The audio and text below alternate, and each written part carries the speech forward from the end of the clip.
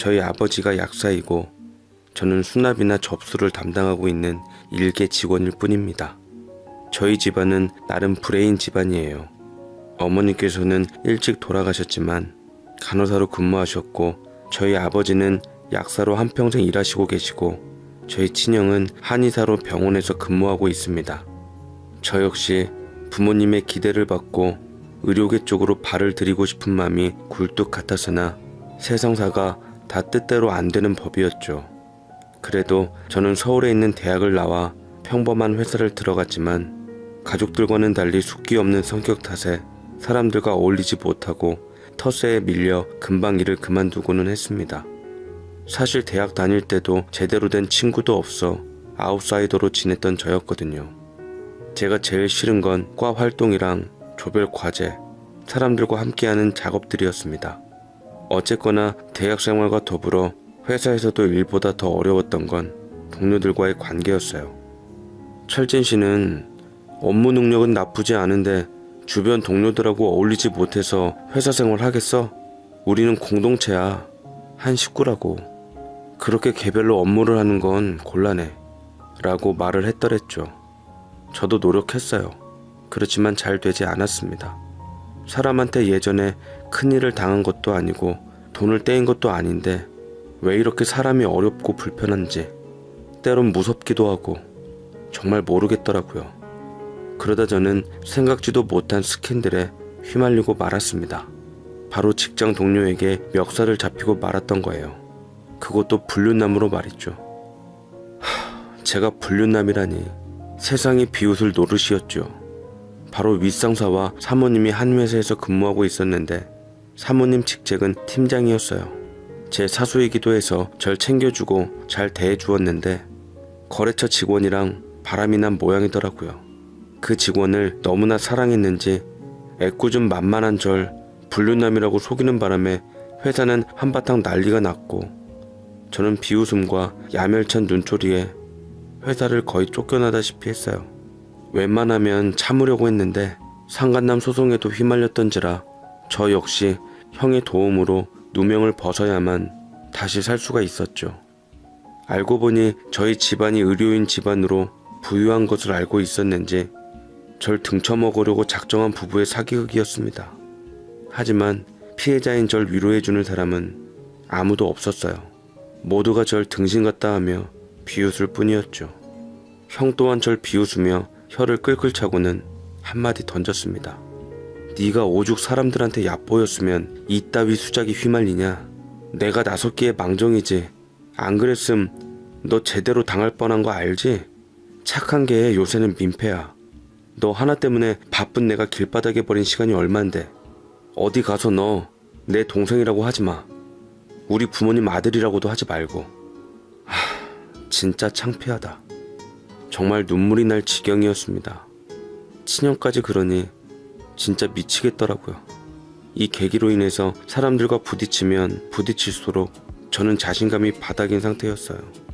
그러다 보니 이제는 사람들 눈치 보느라 업무에 집중을 잘 못하게 되고 사람과의 관계를 중요시 여기는 회사 대표님들에게 권고사직을 받아 앞서 몇 번의 회사를 쫓겨나기도 했고 앞선 회사의 스캔들까지 소문이 나자 군뱅이도 꿈틀거리는 재주가 있다며 그래도 꼴의 남자라고 여자 좋아한다며 절 부끄럽게 만들었어요.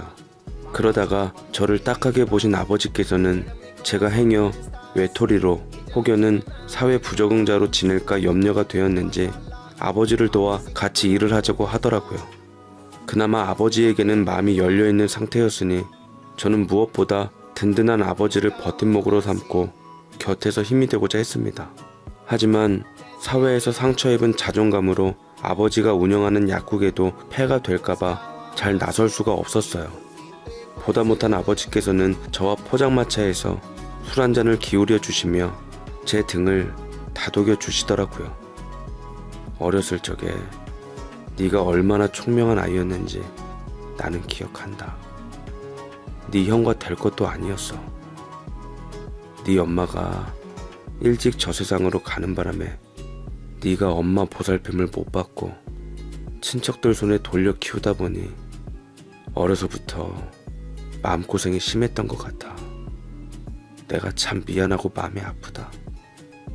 차라리 내가 그때 그 여자랑 재혼을 해서 가정 안에서 널 돌보는 게 나았을 텐데 다 내 죄구나 라며 눈시울을 붉히시는데 가슴이 미어지는 것 같았어요. 그때 그 여자라고 했던 사람은 아마도 아빠가 젊을 적 재혼을 생각하고 있었던 여자일 게 뻔했죠. 어렴풋이 기억이 나긴 했습니다. 제가 어릴 적 돌봄을 받았던 희미한 기억 속의 따뜻한 품의 여자는 돌아가신 어머니가 아니었고 아버지가 재혼할 그 분이셨던 것 같습니다.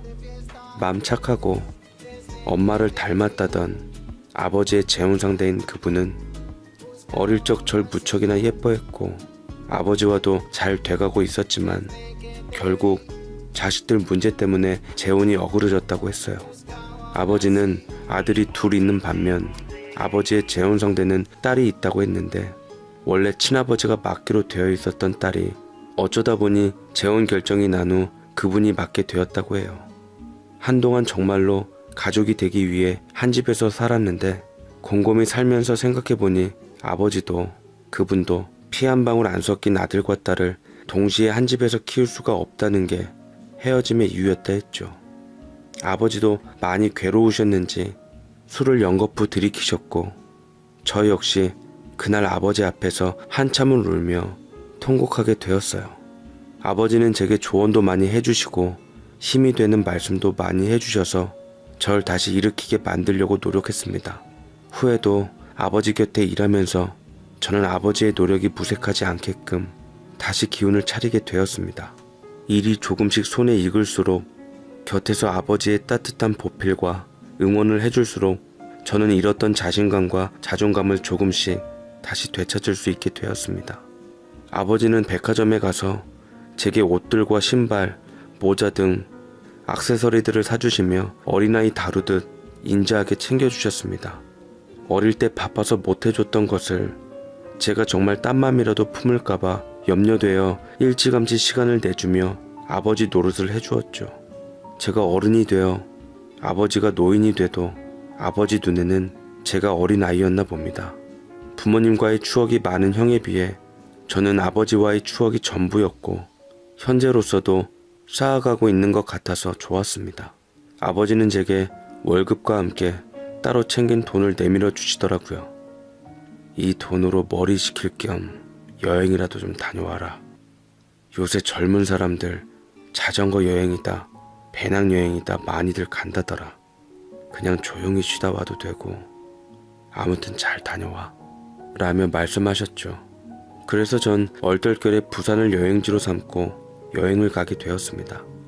아버지가 친히 차를 내어주셨지만 그냥 KTX를 타고 다녀오겠다고 했어요. 보니까 KTX 기차 여행이라고 패키지 상품이 많이 있더라고요. 호텔과 함께 2박 3일로 왕복으로 예약을 하고 무작정 기차에 몸을 실었습니다. 모자를 푹 눌러 쓰고 떠나려던 기차를 보니 어쩐지 조금은 설레더라고요. 그리고 제 코끝에 꽃향기가 찌르며 어느 여자가 제 곁에 앉는 것이었습니다. 꽃을 예쁘다 좋아라 보는 여자는 저보다 조금 더 나이가 들은 여자인 것처럼 보였어요. 꽃다발에 파묻힌 그 여자는 그 여자가 꽃인지 꽃이 그 여자인지 알아보기 힘들 정도로 아름다운 모습이었습니다. 들고 있는 장미꽃만큼이나 붉은 입술에 화장을 한 여자는 저와 딱 눈이 마주쳤고 이내 환하게 웃어주더라고요. 요 앞에서 할머니가 다발로 파시기에 샀어요. 향기가 참 좋은데 한번 맡아보실래요? 라고 하는데 일전에 있었던 황당한 스캔들로 저는 여자라면 담을 쌓고 지낸 모태솔로인지라 자연스럽게 됐다며 쳐버리고 경계를 했습니다. 그렇지만 여자는 끈질기게 제게 말을 붙이며 친근감을 표시했어요. 이것 좀 드셔보세요. 제가 싸온 김밥인데 넉넉하게 많이 싸와서 어차피 남는 거였거든요. 시장하실 텐데 드세요. 죄송하지만 전 낯선 사람이 주는 음식은 먹지 않습니다. 제가 음식물 쓰레기통도 아니고 남을 것도 주지 마세요. 라며 이런 지하에 차갑게 거절하며 잠을 청했습니다. 그 후에도 여자는 제게 여러 차례 말을 걸어왔지만 저는 모른 척하며 일부러 잠자는 척을 했어요. 그러다가 정말로 잠이 들어버리고 말았습니다. 피곤함에 몰려오는 잠에 취해 정신을 못 차리고 있는데 누군가 절 흔들어 깨우더라고요. 네, 바로 그 여자였습니다. 얼마나 곤히 잠들었는지 이리저리 고개를 흩날리다 여자의 어깨에 잠이 들었고 저는 그 사실을 알자마자 정신이 번쩍 뜨이며 주섬주섬 짐을 챙겼어요. 괜히 창피하기도 하고 민망스럽기도 해서 얼른 그 자리를 빠져나가고 싶었습니다. 그런데 그 여자가 또 불이 나게 절 쫓아오는 게 아니겠어요? 여자가 진득하게 따라온 적은 생애 또 처음이었네요. 마음에 드는 여자였으면 좋았을걸. 진한 화장하는 여자는 제 이성 취향은 아니었기에 돌보듯 하며 넘겨버렸죠. 그러자 여자가 쫓아와서 절 불이 나게 잡더라고요. 좀 불쾌한 듯 여자에게 한마디 했습니다. 지금 뭐 하는 거예요? 왜 자꾸 날 쫓아와요? 당신 나 알아요? 이제부터 알아가면 되죠. 농담이고요. 지갑 떨어뜨리고 갔다고 계속 뒤에서 말했는데 듣질 않으셔서 뛰어오게 되었잖아요. 어디 보자. 꽤 현금이 두둑하던데 정말로 제가 갖고 가도 되겠어요? 여자가 내민 지갑은 제 지갑이 분명했습니다. 안에 현금을 보니 빈틈없이 액수가 맞게 되어 있더라고요. 괜히 여자에게 미안했죠. 도와주려고 한 것도 모르고 제 착각 때문에 불쾌하게 한 게 참 미안했습니다. 제가 지갑을 받으며 미안하다고, 몰랐다고, 괜히 착각한 게 민망해서 떨떠름하게 얘기하자 여자는 제 착각이 아니라는 것을 일러주듯 제게 또다시 능숙하게 접근하더라고요. 그렇게 큰 돈 찾아드렸는데 식사라도 한 끼 대접해줄 순 있죠? 김밥만 먹었더니 질려서 따뜻한 국물 있는 게 먹고 싶네요. 돼지국밥 한 그릇이면 돼요. 라고 얘기를 해서 역 앞에 질비에 있는 돼지국밥집을 들어가 시켜주었습니다. 여자는 너무나도 맛있게 밥을 먹더라고요. 정말 배가 고팠던 건지 한 그릇을 눈 깜짝할 새에 비웠습니다. 저도 간만에 국밥을 먹었더니 든든하고 개운하고 맛있더라고요. 식사를 마친 뒤 숙소에 짐을 놓고 가려 하는데 참 이 여자와 운명인지 인연인지 공교롭게도 제가 예약한 숙소와 같은 곳이었고 심지어 제 옆방이더라고요. 여자와 계속 부딪히는 것이 불편해 저 혼자만의 여행을 하려고 일부러 그 여자를 피해 다니며 여행을 하려 하는데 사실상 관광지가 다 거기서 거기잖아요. 가는 곳마다 그 여자와 부딪혔고 이상스럽게도 따로 다녔지만 같이 다니는 효과가 있는 것 같았어요.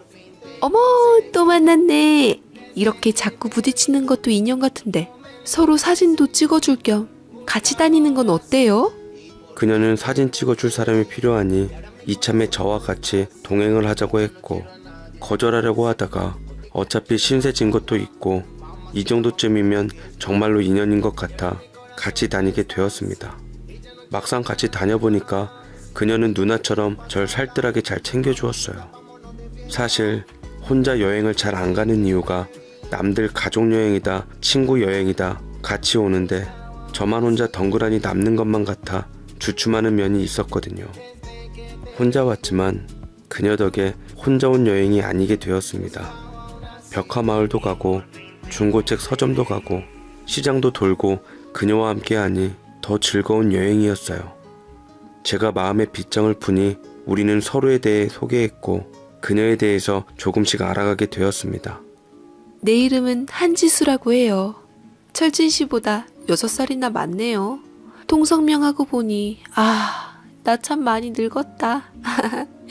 편한 누나라고 생각하고 여행하는 동안 잘 지내요. 라며 자신의 소개를 했는데 여행지의 낭만적인 분위기 속에서 서로를 알아가고 있는 와중이라 그런지 그녀는 여느 사람과 다르게 특별한 느낌이 들었습니다. 시간이 지날수록 그녀와의 느낌은 참 좋았어요. 숙소로 돌아와서도 계속 그녀와 함께한 시간들이 떠올랐고 얼떨결에 같이 찍었던 사진 속에 그녀에게 시선을 떼지 못하다가